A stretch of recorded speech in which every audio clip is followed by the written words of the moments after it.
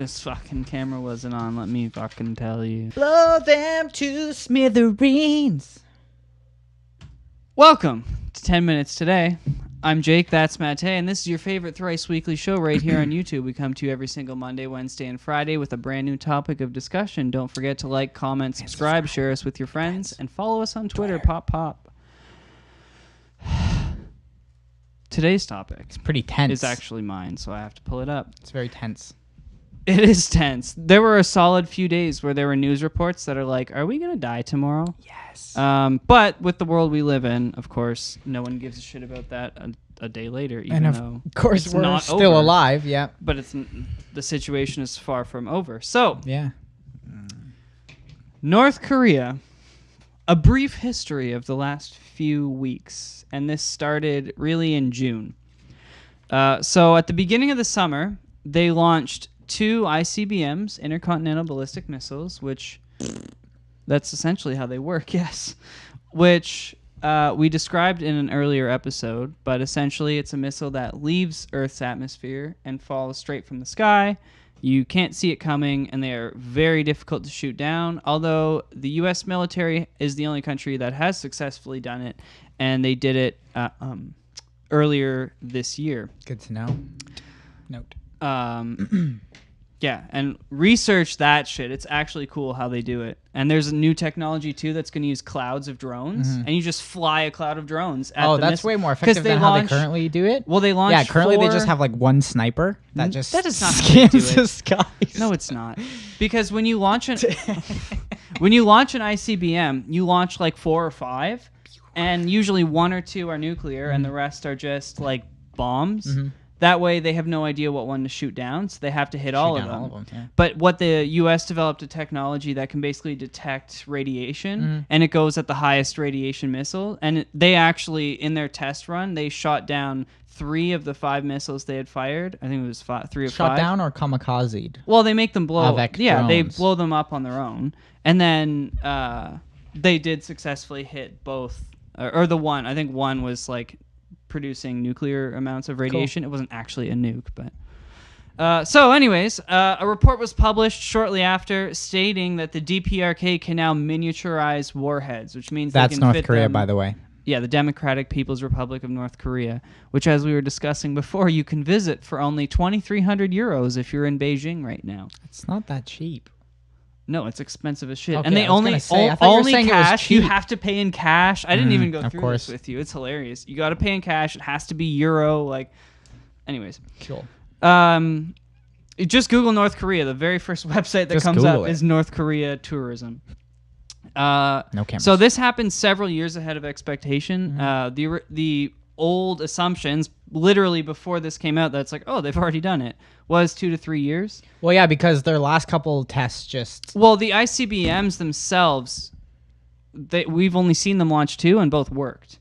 But the miniaturization of a nuke, that's what the U.S. and Germany were racing for. They knew how to make a nuclear bomb. They just didn't know how to get it there. Yeah. They didn't know how to put it on an actual bomb. And, of course, back then you had to fly it in a plane. Sure.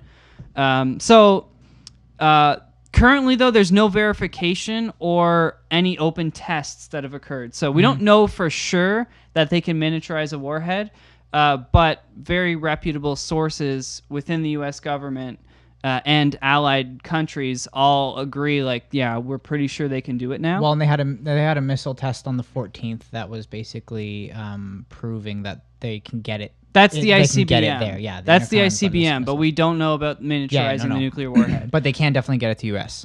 Yeah. Whatever they Well, have. no, not necessarily. We know they can fly it close to the U.S. We don't know if they could actually make it to the mainland yet because we just don't know what kind of technology they're using. Well, apparently, actually, that was a surprise to people as well. They had no idea they had intelligence ICBM agencies. technology. Well, they were No saying idea. that the reason they think it was so quick that they went from not really being able to do it to now they think they can do it is because of a what was it from Iran? They found a black market trade. Yeah. or not Iran, Ukraine, sorry. Yeah, that Russia. has ties to Russia. Yeah. So they think that there was some black market transaction in like special kinds of rockets. Yeah, they're saying it was a Russian mob or Russian government. Yeah. Although probably not the Russian government because they're not that stupid, believe it or not. So either way, somehow they now have the technology. But things got really heated when Trump made an off-the-cuff statement after the ICBM technology was verified. Like he always does. Well, this was a bad one.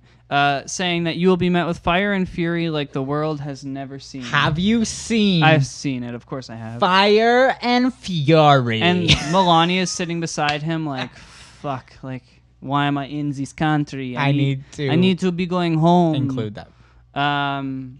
Oh, another thing that makes people nervous, Kim Jong-un has basically vanished from the public eye since July 30th.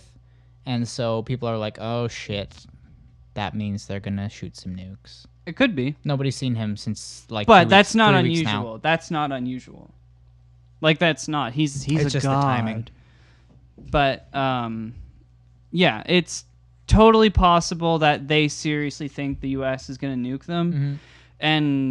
But now North Korea has threatened to strike Guam, directly conflicting the report that said that they can hit the U.S. mainland, because why wouldn't they? If they were going to wipe themselves out, you might as well take American mainland with you as much as you can. But Guam is much closer to the DPRK, and they've said they're not going to use ICBMs to hit it. They're going to use older missile technology that does not leave the atmosphere. Interesting. They've even said their plan openly that they're going to fly it over Japan, because there is a stretch near Hiroshima where you can fly a missile right across the island of Japan without... and there are no anti-defense systems there because the population's so small, the U.S. government didn't put any there. Okay. So if you try to fly like a missile towards Tokyo, like it's being shot Out of down. the sky. Yeah. But it's kind of like away from most of the population, so you can fly a missile right over that and right to Guam. Guam is, of course, a massive military settlement. Of course. So, with 2 minutes and 49 seconds left, my question to you is, what should the average person do? Do you think we should be worried? Do you think our government should be reacting more, or Are we governments talking in general? Like me? Like in you, Canada? anyone. I'm not concerned.